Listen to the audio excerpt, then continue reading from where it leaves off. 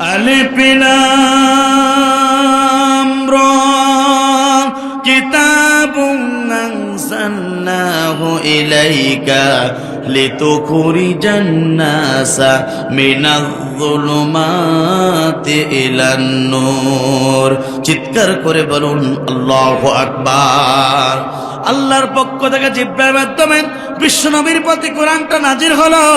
কারণটা হলো গোটা পৃথিবীতে যত প্রকার অন্ধকার পথ আছে, গোটা পৃথিবীতে যত প্রকার অন্ধকার মতদর্শ আছে, গোটা পৃথিবীতে যত প্রকার অন্ধকার পথ এবং মত আছে, সমস্ত অন্ধকার পথ এবং মতকে ডাস্টবিনে ফেলাই দিয়া আলোকিত একটা সমাজ তৈরি করার জন্য আল্লাহ নবীর প্রতি আল্লাহ পাক কোরআন নাজিল করেছিলেন। কথা বলুন ঠিক না বেঠিক? আল্লাহ নবীকে এমন একটা সময় আল্লাহ রাব্বুল আমিন প্রেরণ করেছিলেন যে সমাজটা ছিল আয়ামে জাহিলাতপূর্ণ সমাজ, যে সমাজে নারীর কোনো সতীত্বর গ্যারান্টি ছিল না, জোরজার ছিল, মুল্লুকদার ছিল, জোরজার ছিল, একার বউগুলো সব তার ছিল, অর্থাৎ কাটাকাটি মারামারি হানাহানি লেগেই থাকতো। এমন একটা আয়ামে জাহিলাতপূর্ণ সমাজে আল্লাহ রসুলকে আল্লাহ রাব্বুল আমিন এই পৃথিবীতে প্রেরণ করেছিলেন। আল্লাহ নবী আস্তে আস্তে বয়স হয়ে গেল। তিনি 40টা বছর ধরে দিনের দাওয়াত দিয়েছিলেন। সেই দিনের দাওয়াতটা ছিল কোরআনবিহীন। কোরআনবিহীন দিনের দাওয়াত দেওয়ার কারণে ওই মক্কার সমাজে, মদিনার সমাজে কোনো প্রকার আলোকিত করতে পারলেন না, সমাজ ঠিক করতে পারলেন না।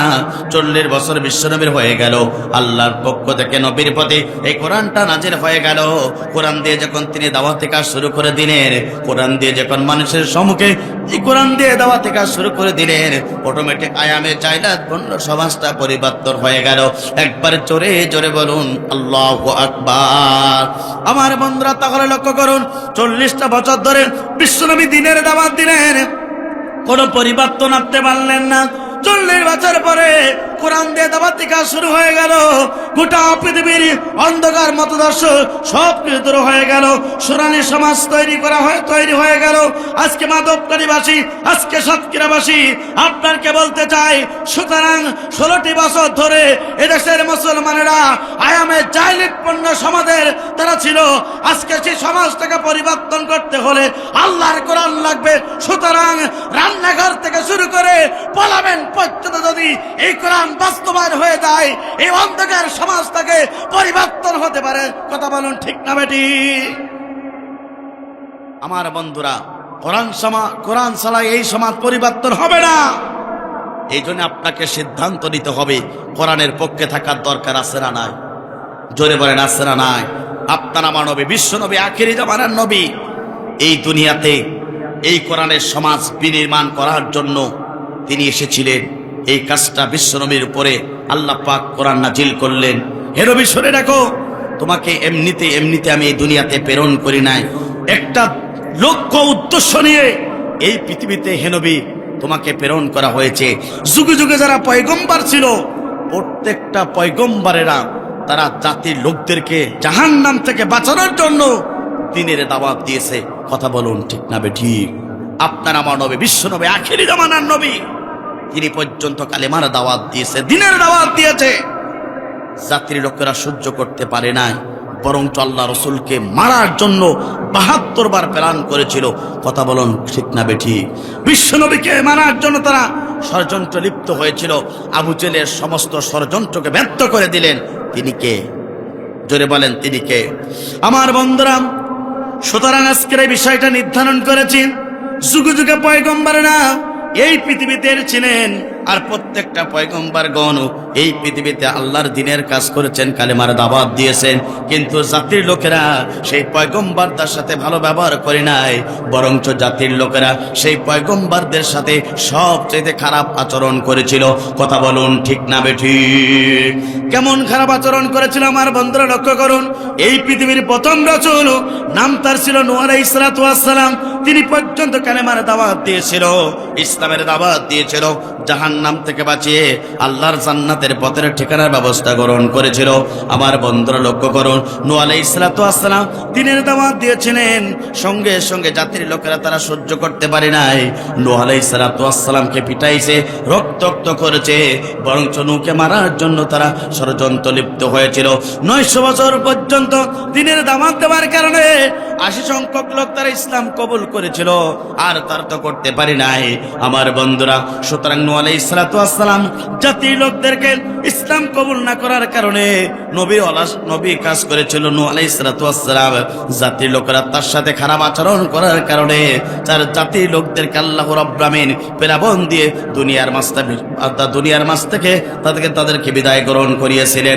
কথা বলুন ঠিক না বেঠিক? এখানে শেষ না প্রিয় বন্ধুরা, মিল্লাত আবিকুম ইব্রাহিম ওয়া সাম্মাকুমুল মুসলিমিন, মুসলিম জাতির পিতা ইব্রাহিম আলাইহিস সালাতু ওয়াস সালাম তিনি পর্যন্ত কালিমার দাওয়াত দিয়েছিলেন, জাতির লোকেরা সহ্য করতে পারে নাই, বরঞ্চ নমরুদ তাকে মারার জন্য আগুনের কুণ্ডুলিপের ভিতরে ফেরানো হয়েছিল। আগুনের কুণ্ডুলিপের মাঝখান থেকে আল্লাহ রাব্বুল আমিন মুসলিম জাতির পিতা ইব্রাহিমকে আল্লাহ পাক বাঁচিয়েছিলেন, আর গোটা বিশ্ববাসীর কাছে লাঞ্ছিত অপমানিত করেছিলেন নমরুদকে। কেননা নবীওয়ালা কাজ করেছিল মুসলিম জাতির পিতা ইব্রাহিম, তার বিরোধিতা করার কারণে জুতা পিটা করে বিশ্ববাসীর মাঝে দৃষ্টান্ত আল্লাহ পাক রেখেছিলেন। কথা বলুন ঠিক না বেঠিক? আমার বন্ধু, এখানে শেষ নয়, এই পৃথিবীর সবচেয়ে বড় স্বৈরাচার শাসক নাম তার ছিল ফিরাউন। আমার বন্ধুরা, মুসা আলাইহিস সালাতু ওয়াস সালাম দ্বীনের দাওয়াত দিয়েছিলেন, কালেমার দাওয়াত দিয়েছিলেন। আমার বন্ধুরা, সঙ্গে সঙ্গে ফিরাউন সহ্য করতে পারল না, মুসাকে মারার জন্য কত প্ল্যান করেছিল, নীল নদের প্রান্তে পর্যন্ত নিয়ে গিয়েছিলেন।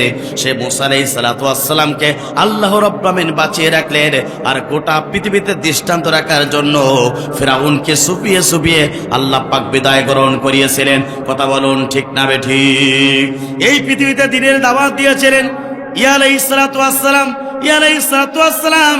দ্বীনের দাওয়াত দেওয়ার কারণে জাতির লোকেরা তাকে মাথাগুলোকে দ্বিখণ্ডিত করেছিল, তারপরে তিনি বাতিলের কাছে মাথা নত করে নাই।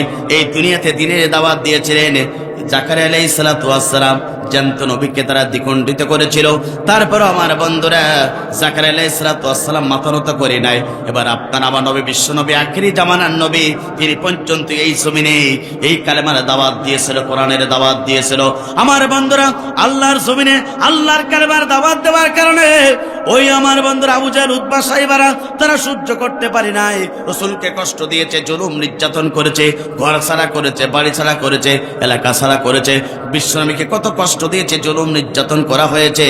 তারপর আপনার আবার নবী, বিশ্ব নবী, আখেরি জামানার নবী কালেমার দাওয়াত থেকে 1 ইঞ্চি সরে দাঁড়ায় নাই। কথা বলুন ঠিক না বেঠিক?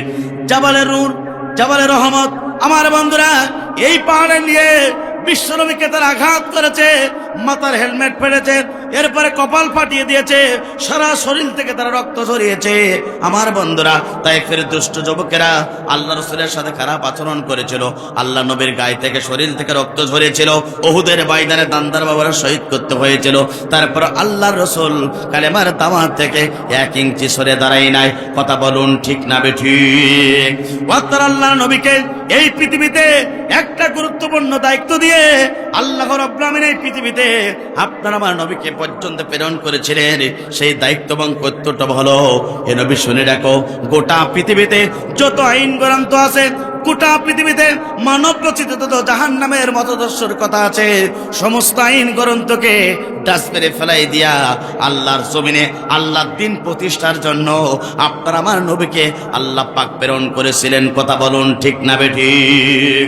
এটা আমার কথার মহাগ্রন্থ আল কোরআনুল কারীমের কথা। আল্লাহ পাক বলেন, হুয়াল্লাযী আরসালা রাসূলাহু বিল হুদা ওয়া দীনিল হক লিইজহিরাহু আলাদ-দীনি কুল্লিহি ওয়ালাহু কারিহাল মুশরিকুন।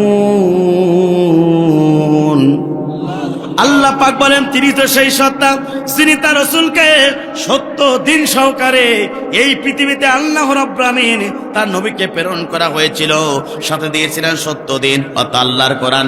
এ নবী তোমার দায়িত্ব এবং কর্তব্য হলো, তোমার দায়িত্ব এবং কর্তব্য হলো এই দুনিয়াতে মানব রচিত জীবন গ্রন্থ আছে, এই জমিনে মানব রচিত আইন গ্রন্থ আছে, সমস্ত জীবন ব্যবস্থাকে ডাস্টবিনে ফেলাই দিয়া, সমস্ত কুপুরি মতাদর্শকে ডাস্টবিনে ফেলাই দিয়া আল্লাহর জমিনে আল্লাহর কোরআনকে প্রতিষ্ঠার জন্য এই নবী আমি তোমাকে প্রেরণ করেছি।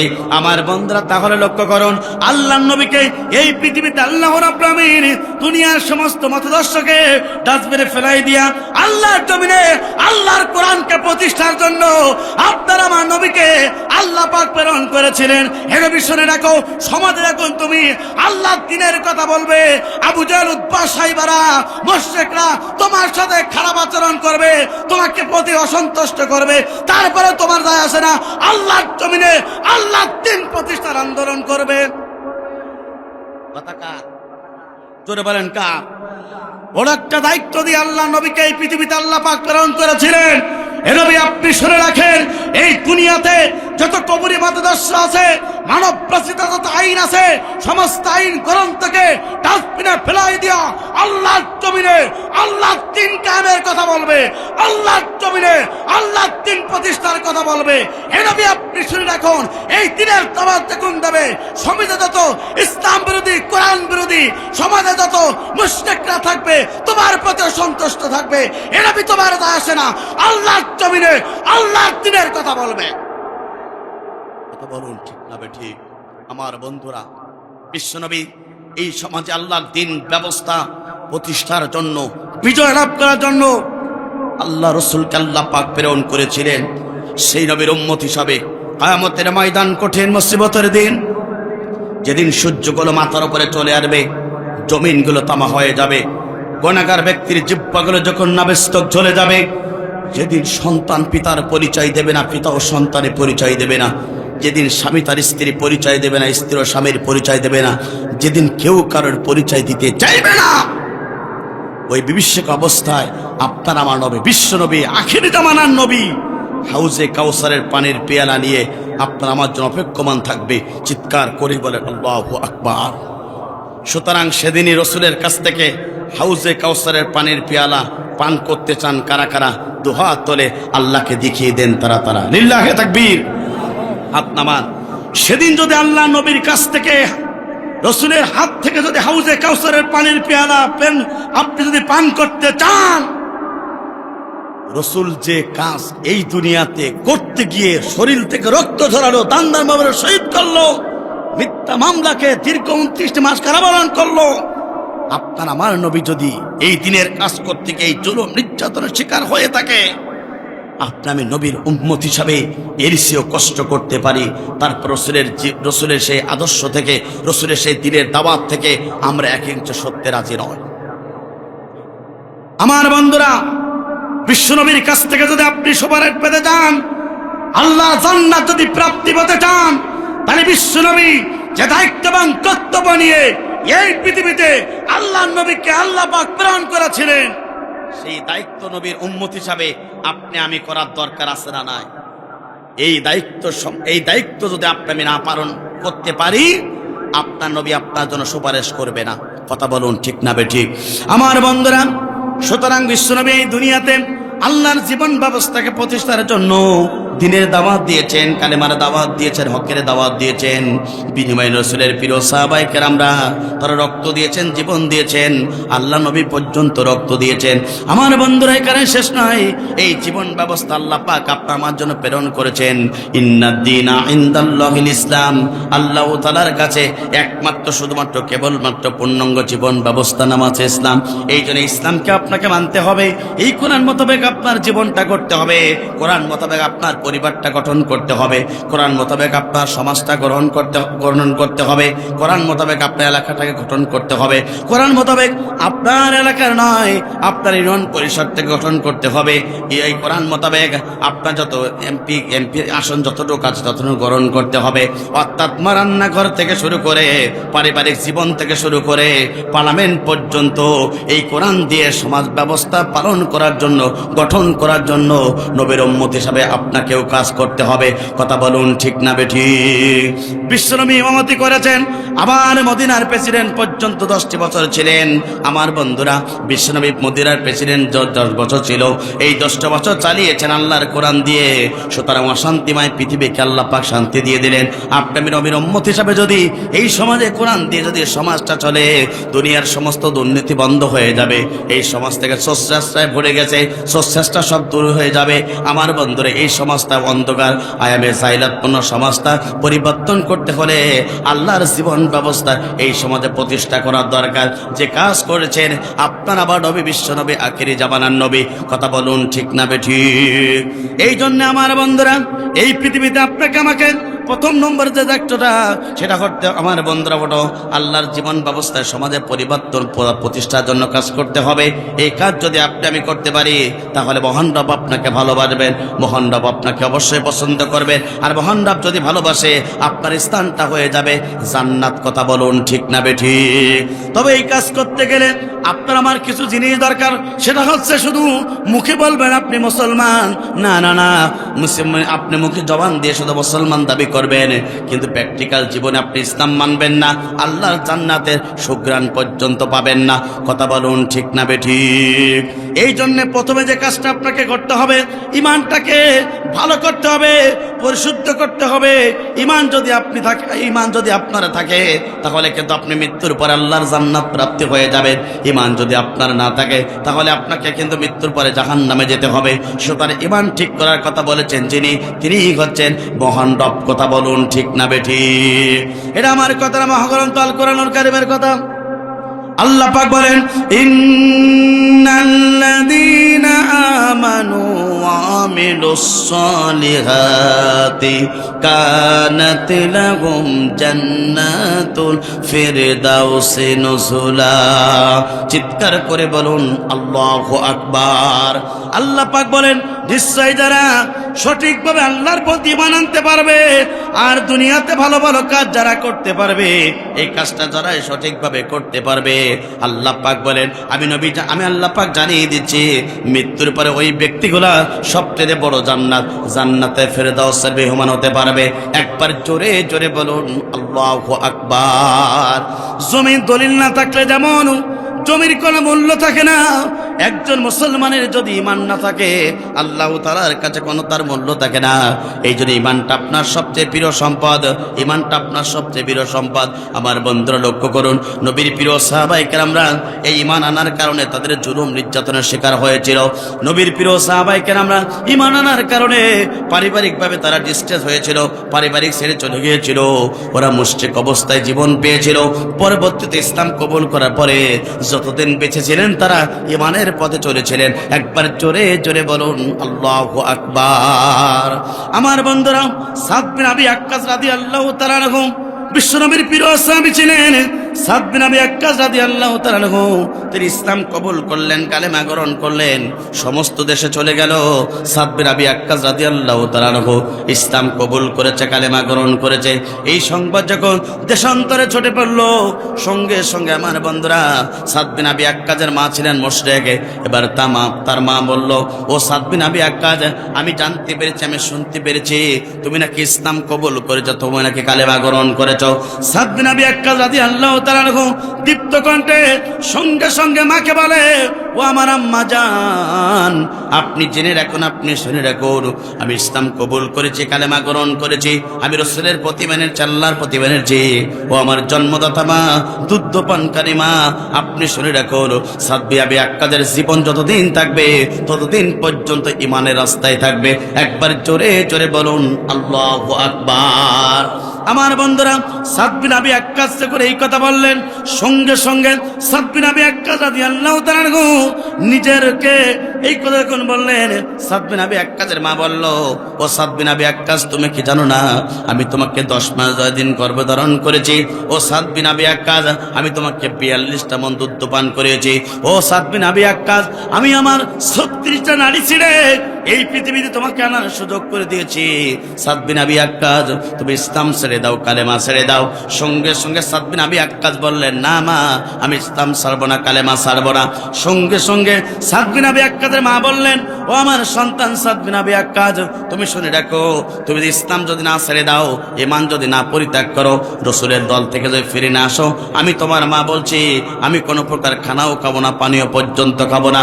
আমার বন্ধুরা, সাদ বিন আবি ওয়াক্কাস বললেন, ও আমার জন্মদাতা মা, আমি ঈমান ছাড়তে পারি না, কালেমা ছাড়তে পারি না।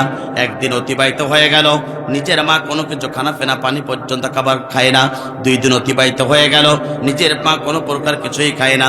3 দিন অতিবাহিত হয়ে গেল, নিজের মা কোনো প্রকার, অর্থাৎ তিনি পানিও খান না, কোনো খানা ফেনা খান না। 3 দিন অতিবাহিত হওয়ার পরে সাদ বিন আবি ওয়াক্কাসের কাছে শুনে গেল, তোমার মা আজকে 3 দিন পর্যন্ত কোনো প্রকার খানা খায় না। ও সাদ বিন আবি ওয়াক্কাস, তোমার মা কিছুই খায় না, তুমি কি ইসলাম ছেড়ে দেওয়া কিনা বলে দাও, তুমি কি কালেমা ছেড়ে দেওয়া কিনা বলে দাও। সঙ্গে সঙ্গে সাদ বিন আবি ওয়াক্কাস সঙ্গে সঙ্গে তাকে বলল, শুনে রাখো, আমার মাকে জানিয়ে দাও, আমার মার যদি 100 বার আল্লাহ পাক জীবন দেয় আর 100 বার যদি আমার মা মৃত্যুবরণ করে, শুনে রাখো, আমি সাদ বিন আবি ওয়াক্কাস, আমি আল্লাহর প্রতি মেনেছি, রাসূলের প্রতি মেনেছি, আমার জীবন চলে যাবে, আমি হাসতে হাসতে বিদায় গ্রহণ করব।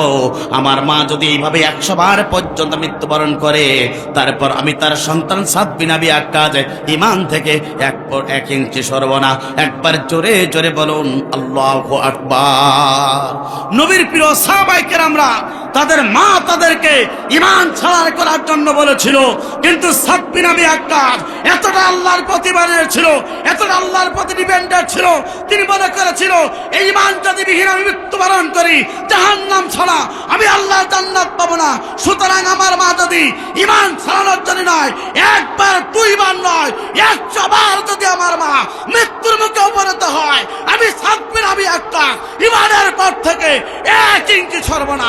চিৎকার করে বলেন আল্লাহু আকবার। নবীর প্রিয় সাহাবায়ে কেরামরা পর্যন্ত মেশিন গানে বুলেটে তাদের বুকটাকে ক্ষত বিক্ষত করে দেওয়া হয়েছে। মরুর প্রান্তরে নবীর প্রিয় সাহাবায়ে কেরামদেরকে পাথর গরম করে দেহের ভিতরে ঢোকানো হয়েছে, কষ্টগুলো টুকরা টুকরা হয়ে জমিনে পড়েছে। নবীর প্রিয় সাহাবায়ে কেরামরা ঈমানের রাস্তা থেকে 1 ইঞ্চি সরে যায় না।